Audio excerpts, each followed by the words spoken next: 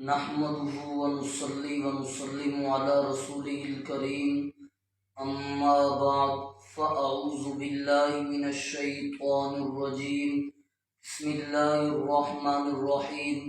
میرے واجب الاحترام سامعین کرام، آپ حضرات کے سامنے آج ایک اہم حدیث پر گفتگو کرنے چلے ہیں۔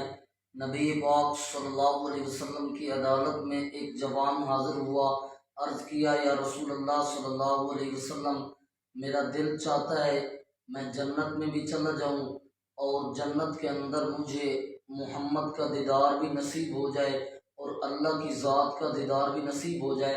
تو نبی پاک صلی اللہ علیہ وسلم نے فرمایا، اللہ کے بندے، میرے صحابی، اگر تو چاہتا ہے جنت بھی ملے، محمد الرسول اللہ صلی اللہ علیہ وسلم کا دیدار بھی اللہ نصیب فرما دے، تو 6 چیزوں پر عمل کر۔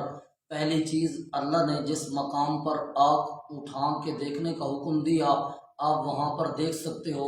دوسری چیز، جس مقام پر اللہ نے آنکھ کو اٹھا کر دیکھنے کا حکم نہیں دیا آپ نہیں دیکھ سکتے۔ تیسری چیز، اپنی زبان سے سچ بولو، اور چوتھی چیز، اپنی زبان سے کسی کی غیبت نہ کرو۔ پانچویں چیز، اپنے دل سے کسی کو برا نہ سمجھو، اور چھٹی چیز، ہر مسلمان کے لیے اپنے دل کو صاف رکھو۔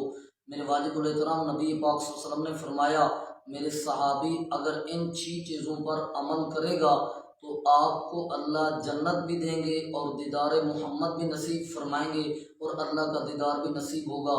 میرے واجب الاحترام، اگر ہمارا میسیج اور پیغام آپ کو اچھا لگا تو ہمارے پیغام کو لائک اور شیئر ضرور کرنا۔ جزاکم اللہ خیر۔